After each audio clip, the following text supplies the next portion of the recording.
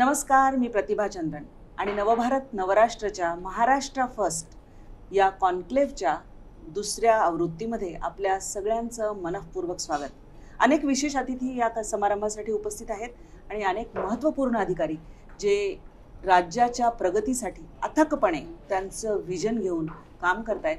त्यातलेच एक आहेत पनवेलचे सध्याचे आयुक्त, महानगरपालिका आयुक्त मंगेशजी आपल्यासोबत आहेत.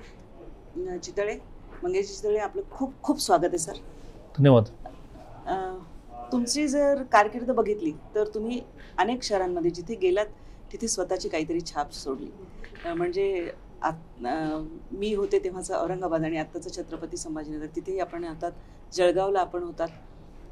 तुमच्या या सगळ्या कारकिर्दीमधलं कुठलं शहर की ज्याने तुम्हाला खूप क्लोज टू हार्ट असं वाटलं? पंढरपूर, पनवेल आणि पिंपरी चिंचवड. अत्यंत चांगली शहरही मी बघितलेली आहेत. पंढरपूरमध्ये थोडासा माझं पिंड धार्मिक असल्यामुळे पंढरपूरची वारी, पंढरपूरचे पर्यावरणपूरक एन्व्हायरमेंट कशा प्रकारे डेव्हलप करायचं आहे, मुख्य म्हणजे वारकऱ्यांची सेवा ही पांडुरंगापर्यंत पोहोचण्याचं फार मोठं साधन आहे. त्या अनुषंगाने तिथे जी काही माझी 3 वर्षे गेली त्या शहरासाठी जो काही माझा विकासामध्ये माझा तो काय खारीचा वाटा राहिला, त्यामुळे त्यातून मी स्वतः पण तृप्त आहे खऱ्या अर्थाने. ते छान झालं.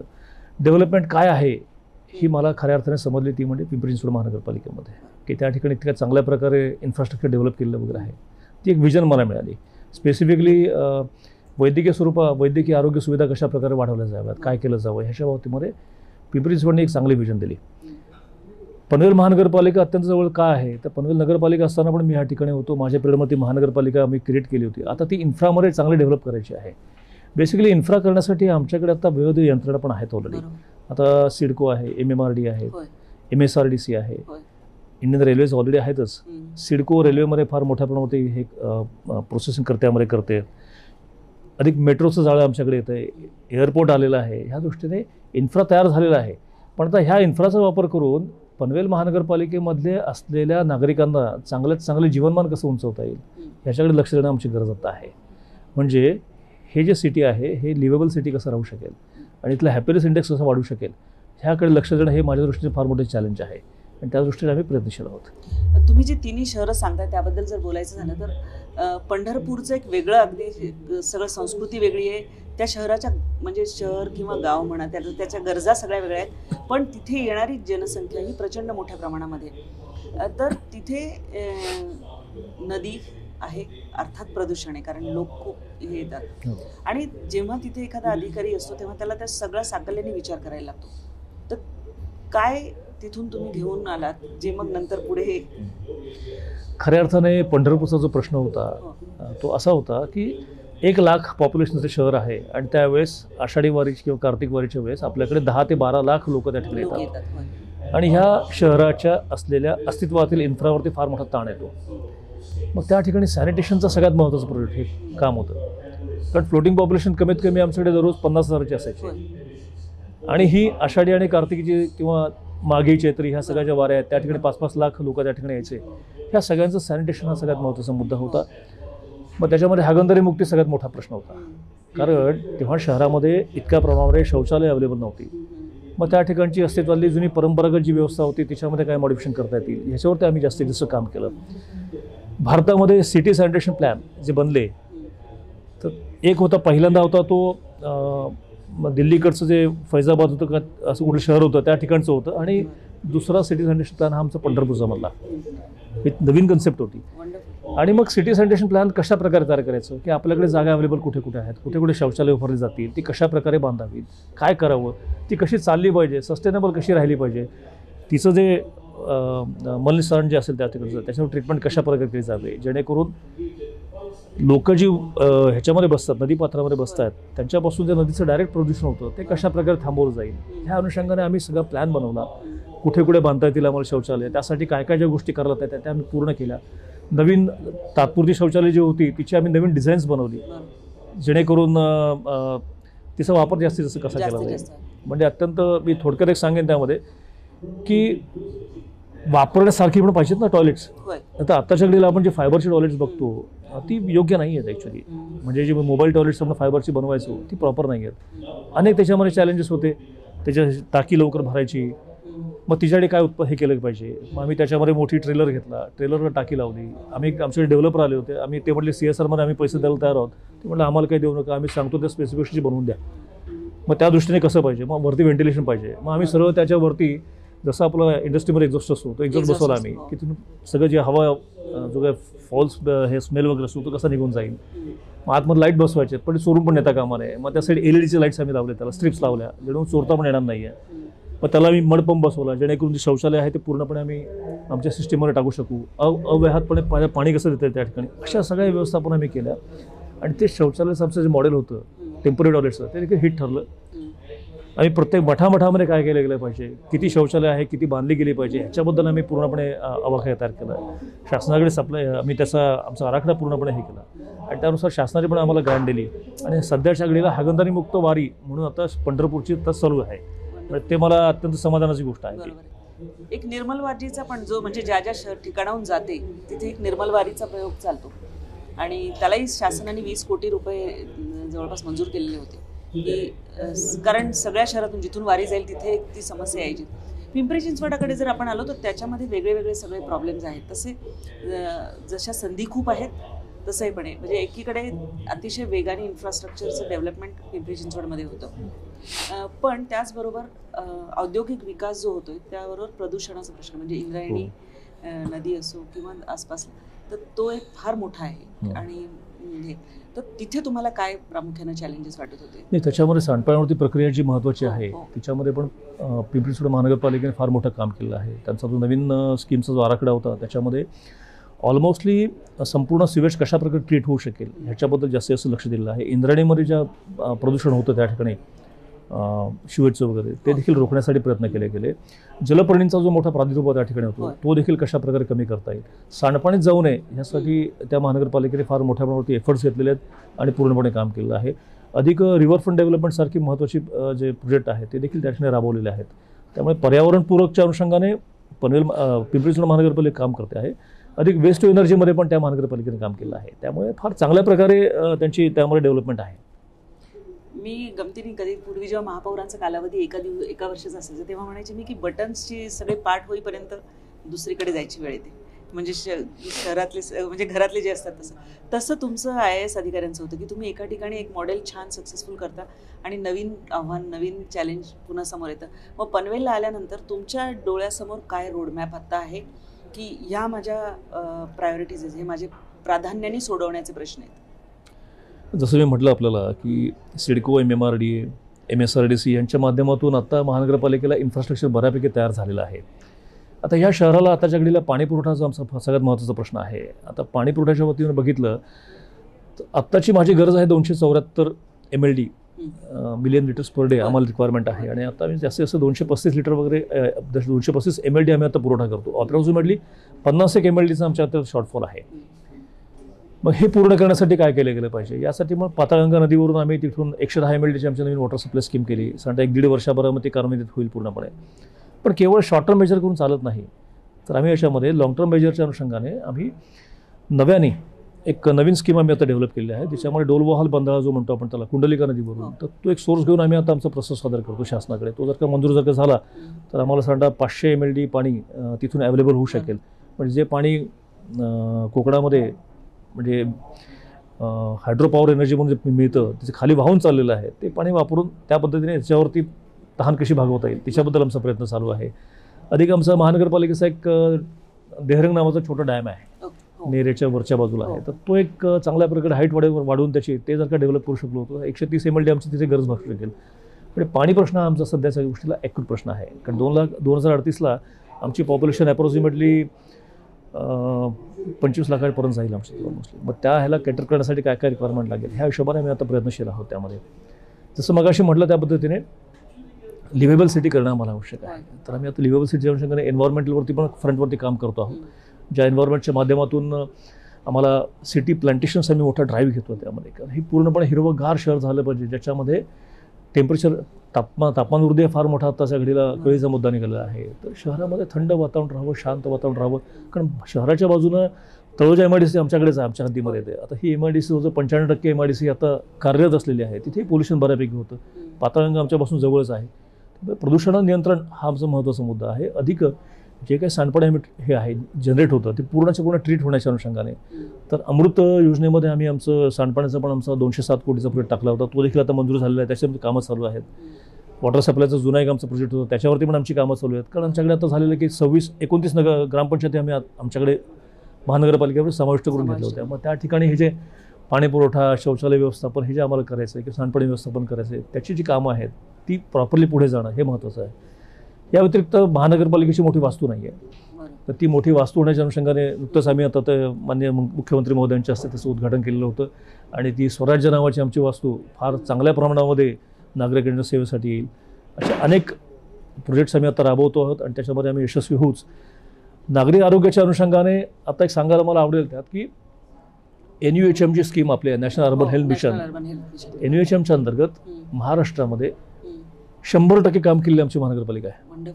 म्हणजे आमच्याकडे 15च्या 15 टार्गेटच्या अनुषंगाने 15 हेल्थ वेलनेस सेंटर HWC म्हणतो आपण त्याला, आरोग्यवर्धिनी केंद्र, अधिक 6 अर्बन PHC म्हणतो आपण त्याला, प्राथमिक आरोग्य केंद्र ही आम्ही तयार केली आहेत. अधिक 2 आपलं दवाखाना आम्ही केलेला आहे. ते जेणेकरून नागरिकांना जास्तीत जास्त प्राथमिक सुविधा, वैद्यकीय सुविधा उपलब्ध करून देऊ ह्या दृष्टीने आम्ही प्रयत्न करतोय. आत्ता सिडकोने आम्हाला एक भूखंड दिलेला आहे, त्याच्यानुसार आम्ही 400 बेडचं मॅटर्निटी हॉस्पिटल चालू करतो आहोत महानगरपालिकेचं. त्या व्यतिरिक्त त्याच्यामध्ये सुपर स्पेशालिटी हॉस्पिटल PPPमध्ये कशा प्रकारे करता येईल त्याच्याबद्दलही मी आता प्रयत्न आमचे चालू आहेत. ते या व्यतिरिक्त IDH हॉस्पिटल म्हणतो आपण, जसं आपण कोरोनामध्ये की संसर्गजन्य रोगांसाठी एक स्पेशली वेगळे हॉस्पिटल पाहिजे, सुविधा पाहिजे, त्यासाठी पण कळंबोलीला आमच्याकडे भूखंड हस्तांतरित झालेला आहे. तर तो आम्ही त्या ठिकाणी ते डेव्हलप करणार आहोत. शहराचा जेव्हा प्रश्न येतो, जसं आपण आरोग्याबद्दल बोललात, पाण्याच्याबद्दल बोललात, प्रदूषणाबद्दल आपण बोललेलो आहोत, पण आणखी एक महत्त्वाचा प्रश्न सगळ्या शहरांमध्ये सध्या भेडसावतो, तो म्हणजे पावसाळा हा अक्षरशः दाणादाण ओढवून टाकतो. आणि कारण जसं जसं रस्ते वाढत आहेत तसं पाण्याचा निचरा होणे हा एक भाग कमी झालेला आहे. तर त्यासाठी काय, कारण खूप ठिकाणी हा बहुतेक शहरांमध्ये ही समस्या आहे. 1 महिन्यापूर्वीच मी चार्ज घेतला होता या ठिकाणी, तेव्हा मी एक लक्षात आलं माझ्या की कळंबोली हा जो नोड आमचा आहे, त्या कळंबोली नोडला पाण्याचा निचरा प्रॉपरली होत नाही. सिडकोने फार चांगल्या प्रकारे डेव्हलपमेंट केलेली आहे त्यामध्ये. आणि त्याला एक त्यांनी जशी डचमध्ये ही डच कन्सेप्ट आहे होल्डिंग पॉइंट, होल्डिंग पॉईंटच्या अनुषंगाने त्यांनी होल्डिंग पॉईंट्स त्या ठिकाणी केलेली होती. तर ह्या ठिकाणी होल्डिंग पॉईंटची कॅपॅसिटी संपलेली आहे, त्याच्यामुळे गाळ मोठ्या प्रमाणात निर्माण तयार झालेला आहे. त्यामुळे पावसाचं पाणी जर का रनऑफ जर का जास्त झाला, एकाच वेळी जर का जास्त प्रमाणात पाऊस पडला तर कळंबोली आमचं पाण्याखाली जाते. मग त्यासाठी काय केलं गेलं पाहिजे ह्याच्या उपाययोजनाकडे आम्ही आता जास्तीत जास्त लक्ष देतोय. त्यामुळे जे भाग ससेप्टेबल आहेत पूर परिस्थितीसाठी त्याच्यावरती आम्ही काम करतो आहोत. या व्यतिरिक्त पनवेलमधला जो आमचा कच्ची मोहल्ला, पटेल मोहल्ला हा जो एरिया आहे तर तो लो लाईंग एरिया आहे आणि तो नदीला अगदी लागून आहे. त्या ठिकाणी दरवर्षी पूर येतो. त्या ठिकाणी रिटेनिंग वॉल मोठ्या प्रमाणात करता येते का ह्याच्याबद्दलच आमचे DPR आम्ही बनवलेले आहे. IIT कडे आम्ही ते वे करून घेतलेले आहेत आणि त्याच्यावरती देखील आम्ही 6 महिन्यामध्ये यासाठी काम सुरू करतो आमचं. एक तुमच्या हॉबीज ज्या आहेत त्या तुम्हाला खरंच याला वेळ मिळतो एवढ्या सगळ्या व्यापातून? नक्कीच मिळतो. आणि काय आवडतं, म्हणजे रिलॅक्सेशन तुमचं कसं असतं? मेडिटेशन हे रिलॅक्सेशनचं फार चांगलं साधन आहे पहिली गोष्ट. आणि खेळामध्ये म्हटलं तर बुद्धिबळ मला आवडतो, पण ॲक्च्युली बुद्धिबळामध्ये खरं बुद्धीचा कस लागतो, तेव्हा थोडं टेन्शन पण येतं, पण त्यानंतर अल्टिमेटली जो आनंद मिळतो तो वेगळाच असतो. मी कॉम्प्युटरवर खेळतो. But unless there is a human being मजा नाही येत. नाही, क्लब जॉईन करणार आहे मी आता. बुद्धिबळाचे फार मोठे मोठे इथे क्लब्स वगैरे अवेलेबल आहेत. त्यामुळे आता जस्ट जॉईन झालेलं आहे, ते सगळं इन्व्हेंट करून त्या ठिकाणी जॉईन होणं एक जरा वेगळंच हे आहे. आणखी एक महत्त्वाचं म्हणजे जेव्हा तुम्ही या जॉबमध्ये येता तेव्हा कुटुंबाला तुम्ही दर 2-3 वर्षांनी नव्या कुठेतरी जाणार असता, तेव्हा तो पण म्हणजे फॅमिली फ्रंटवर पण एक बॅलन्स साधला पाहिजे, समतोल साधला पाहिजे. तो कसा काय साधला जातो? कारण मुलांचं शिक्षण, कुटुंबाची हे सगळी व्यवस्थापन, त्यांना वारंवार त्यांना बदलायला सामोरं जायला लागलं. बरोबर. त्या दृष्टीने मी स्वतःला स्वार्थी समजतो मग. कारण कसं आहे, आम्ही करिअरिस्टिक असतो पण करिअरिस्टिकच्या मागे मात्र फॅमिलीची थोडीफार प्रमाणामध्ये असुविधा बऱ्यापैकी होत असते त्यात. पण ह्याच्यामध्ये माझी पत्नी पूर्णपणे खंबीरपणे माझ्या मागे उभी राहिलेली आहे. म्हणजे मुलांचं पालनपोषण आहे, माझ्या अनुपस्थितीमध्ये त्यांचा अभ्यास घेणं सुद्धा, त्यांच्यावरती संस्कार करणं आणि त्यांच्याकडून त्यांचं करिअर घडवणं हे फार मोठं कार्य तिने घडवलेलं आहे ॲक्च्युली खरं म्हणजे. त्यामुळे ती आहे म्हणून माझं प्रॉपरली कुटुंब चाललेलं आहे, ते चालू राहील पुढे. थोडी असुविधा नक्कीच होते त्यामध्ये, कारण आम्ही फक्त कुठलाच शासकीय कर्मचारी 24 तास शासकीय कर्मचारी असतो, 24/7. आणि जेव्हा एवढी मोठी जबाबदारी असते तेव्हा शहरात काही झालं, बरं हा थँकलेस जॉब आहे तसा, खूप चांगलं केल्यावर नाही थँकलेस नाही मॅडम, नाही नक्कीच नाही. कशा अर्थाने मी म्हणते की चांगलं केलं ते वाहवा होईलच अशातला भाग नव्हे, एक समाधान तुम्हाला मिळतं ही ठेव, पण थोडंसं चुकीचं झालं की त्या अधिकाऱ्यावर खापर फोडली. मॅडम क्रिटिक्स हा एक प्रत्येकाचा वेगवेगळं थिंकिंग आहे. प्रत्येक व्यक्ती ह्याची विचार करण्याची जी पद्धत असते ती त्याच्या मूळच्या संस्कारावर डिपेंड असते त्या गोष्टी. त्यामुळे प्रत्येकाने आपल्या पद्धतीनेच वागलं पाहिजे असं काही नाही आहे, कारण प्रत्येकाची विचार करण्याची पद्धत वेगळी आहे, त्याचं परसेप्शन वेगळं असू शकतो, दृष्टिकोन वेगळा असू शकतो, त्यामुळे ते बोलणारच आहेत त्यामध्ये. पण मी नक्कीच म्हणेन त्यामध्ये हा थँकलेस जॉब नाही आहे मॅडम. तुमच्या कामातून तुम्हाला मिळणारा आनंद जो आहे ना तो फार महत्त्वाचा आहे, आणि तो जर का तुम्हाला मिळाला तर you are the happiest person. तुमच्या आवडीचा जॉब तुम्हाला मिळणं आणि त्यातून तुम्हाला समाजोपयोगी कामं करता येतील हे फार मोठी गोष्ट आहे. एक चांगली गोष्ट अशी आहे की माझ्या प्रोफेशनमध्ये स्पेसिफिकली महानगरपालिकांमध्ये आमचा कर आम्हीच लावतो, आम्हीच गोळा करतो, आम्हीच खर्च करतो, त्याचे प्रायोरिटीज आम्हीच ठरवतो, ज्या जनोपयोगी प्रॉपरली असाव्यात त्यासाठी रॅशनली माइंड लावणं हे आमचंच काम आहे. ते लोकांकडून घ्यायचे, लोकांसाठीच खर्च करायचे, ह्या दृष्टीने अशी कुठल्या जॉबमध्ये अवेलेबिलिटी नाही जी महानगरपालिकांमध्ये अवेलेबिलिटी आहे ती त्या पद्धतीने. आणि जसं मगाशी मी इंटरव्ह्यूमध्ये म्हटलं होतं, फ्रॉम क्रेडल टू ग्रेव्ह सर्वव्यापी काम आहे महानगरपालिकेचं, जन्मापासून ते मृत्यूपर्यंत अगदी. मग त्या दृष्टीने काय काय करता येतील, नवीन टेक्नॉलॉजी काय आहे जेणेकरून नागरिकांना सुकरता कशा प्रकारे होईल, सुविधांचा स्तर कसा वाढू शकेल, आणि मुख्य म्हणजे मी सगळ्यामध्ये हा महत्त्वाचा मुद्दा मानतो की सर्व्हिस डिलिव्हरी हा फार महत्त्वाचा मुद्दा आहे. नागरिक जर का त्याच्यामध्ये महानगरपालिकेला किंवा शासनाला कर भरत आहेत तर नागरिकांची सार्थ अपेक्षा आहे की त्यांना सुविधा जास्तीत जास्त चांगल्या आणि इफिशियंटली मिळाव्यात. तर त्या दृष्टीने प्रयत्न करणं हे आमचं कामच आहे. त्यासाठी नागरिकांनी थँक म्हणावं असं आमची अजिबात इच्छा नाही आहे प्रॅक्टिकली, पण कोणी आम्हाला थोडं जर एनकरेज केलं तर ते देखील आम्हाला टॉनिक सारखं ठरतं. एक ई गव्हर्नन्सचा जो मुद्दा आहे तो, आणि कारण नागरिकाला काय हवं असतं ते एक सुलभीकरण हवं असतं सगळ्या गोष्टींमध्ये, त्याच्या अगदी बेसिक गरजा आहेत त्या जरी पुऱ्या झाल्या तरी त्याला ते चांगलं वाटू शकतं. तर तुमचं एक मी बघितलं की टीम बिल्डिंग, कारण one person is successful as is team. तर टीम बिल्डिंग आणि ई गव्हर्नन्स याचं सगळं सांगड घालून, शिवाय तुम्हाला लोकप्रतिनिधींशी पण डील करायला लागतं, त्यांचे वेगळे काही अप्रोचेस असतात, तर त्यामध्ये तुम्ही सगळं समन्वय ह्या सगळ्या गोष्टीचं कसं आहे, तुम्ही किती फेअर अँड ट्रान्सपरंट आहात त्यावर सगळं डिपेंड आहे. ई गव्हर्नन्स, आता ई ऑफिस आपण त्यातली एक महत्त्वाची कन्सेप्ट तुम्हाला हे सांगतो होतं. ई ऑफिस हे अकाउंटेबिलिटी आणि ट्रान्सपरन्सी हे टिकवण्याचं फार मोठं माध्यम आहे. It's a very good tool. मी आत्तापर्यंत डायरेक्टर म्युनिसिपल ॲडमिनिस्ट्रेशनमध्ये काम करताना पण तिथे पहिल्यांदा ई ऑफिस लॉन्च केलं होतं, राबवलं होतं. कल्याण डोंबिवली महानगरपालिकेमध्ये देखील आम्ही ते यशस्वी लागू केलं पूर्णपणे, जेणेकरून आमचा सगळा डाटा तर पूर्णपणे ई ऑफिसवरती आम्ही शिफ्ट केलेला आहे. ई ऑफिसचा फार बेनिफिट चांगला असा आहे की त्याच्यामध्ये फार मोठी ट्रान्सपरन्सी निर्माण होते. आता नागरिकांची सार्थ अपेक्षा काय त्याच्यामध्ये आहे की त्यांना घरबसल्या जागी जास्त दगदग न करता अर्ज करता यावा. त्या अर्जाच्या बाबतीमध्ये तो अर्ज कुठल्या स्तरावरती आहे, काय आहे, भ्रष्टाचारमुक्त पद्धतीने त्याला त्याचं तातडीने त्याच्याबद्दलचं उत्तर मिळावं आणि त्याला त्याचे जे काही लेजिटिमेट हक्क आहे त्यानुसार त्याला त्याची प्रमाणपत्रे मिळावी किंवा त्याला त्याचा लाभ मिळावा, ही त्याची एक साधी अपेक्षा असते. त्या व्यतिरिक्त ज्या कराबद्दल नागरिक हा उत्तरदायित्व असतो तर त्या ठिकाणी त्यांनी कर भरण्याची प्रणाली तुम्ही प्रॉपरली उपलब्ध करून दिली, त्याला त्यांनी केलेल्या तक्रारीचं निवारण तुम्ही प्रॉपर केलं जर का, तर हे जर का वेळेवरती आणि प्रॉपरली होऊ शकलं तेच त्याची अपेक्षा आहे नागरिकांची, आणि ती करणं आमचंच काम आहे ना ॲक्च्युली. ई गव्हर्नन्सच्या मार्फत खऱ्या अर्थाने सर्व्हिस डिलिव्हरी हा जो मुद्दा आहे ना तो अत्यंत इफेक्टिव्हली आपण राबवू शकतो आणि तो केला गेलाच पाहिजे. मी स्वतः आग्रही आहे. आता पनवेलमध्ये पण आम्ही पुढच्या 2 महिन्यामध्ये ई ऑफिस आम्ही लॉन्च करतो, ते पूर्णपणे स्वतंत्र वेगळं आम्ही ॲप आता नव्याने डेव्हलप करतो आहे. त्याच्या माध्यमातून नागरिकांना घर बसल्या त्यांना त्यांची जी काही प्रमाणपत्र पाहिजे असतील, त्यांना सुविधा ज्या पाहिजे असतील त्या आम्ही त्यांना घरबसल्या उपलब्ध करून देणार आहोत. पंतप्रधानांची जी स्वप्न आहेत त्याच्यामध्ये स्वच्छ भारत, त्याच्यामध्ये तुमचं काम जे आहे पंढरपूरसारख्या ठिकाणी आणि सगळ्याच यात्रांच्या ठिकाणी आपल्याला ते गरजेचं, कारण भारत हा सगळा यात्रांचा देश आहे सगळीकडे. नंतर डिजिटल इंडियाचं जे एक मिशन आहे त्यामध्ये आरोग्य सुविधा सगळ्या चांगल्या मिळाव्यात, आणि यामध्ये आणखी एक शिक्षणाचा जो पैलू आहे, तर महापालिकेच्या शाळांमध्ये सर्वसामान्य नव्हे तर सगळ्या मुलांनी यावं आणि त्यांनी त्या निवडून यावं, याच्यासाठी काही योजना? माननीय पंतप्रधान महोदयांचा जो महत्त्वाचा आग्रहाचा विषयवस्तू म्हणजे स्वच्छ भारत मिशन.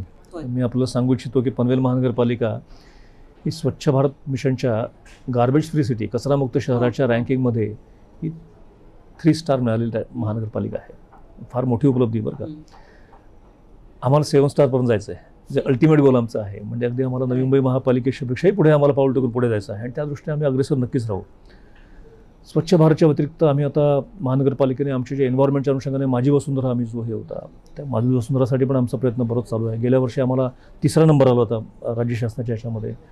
या व्यतिरिक्त शहरांच्या सौंदर्यीकरणाची जी स्पर्धा घेतली होती महाराष्ट्र शासनाने, तिच्यामध्ये ड वर्ग महानगरपालिकामध्ये पनवेल महानगरपालिकेला 1ला नंबर मिळाला होता.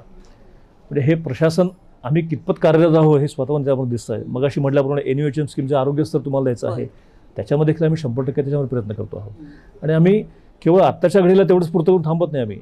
आम्ही आता मॅटर्निटी हॉस्पिटल स्वतःची उघडून सुपर स्पेशालिटी PPPच्या माध्यमातून लोकांना कशी उपलब्ध करून देता येईल, म्हणजे MJPJYची स्कीम असू द्या किंवा CGHSच्या स्कीम असू द्या, त्याच्या अंतर्गत शहरी गरिबाला कमीत कमी याच्यामध्ये मोफत जास्तीत जास्त सुविधा कशी मिळू शकेल त्याच्याबद्दल आम्ही आग्रह आहोत.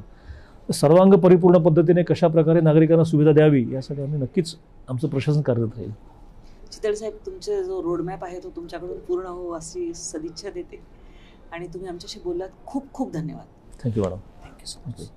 दर्शक हो, अशाच जे व्यक्ती आहेत, ज्या विजनरी आहेत, ज्या महाराष्ट्राला आघाडीवर नेण्यासाठी वेगवेगळ्या पद्धतीने आपापल्या परीने काम करतायत, त्यांना या विशेष मालिकेमध्ये आम्ही तुमच्याशी भेट करून घेणार आहोत.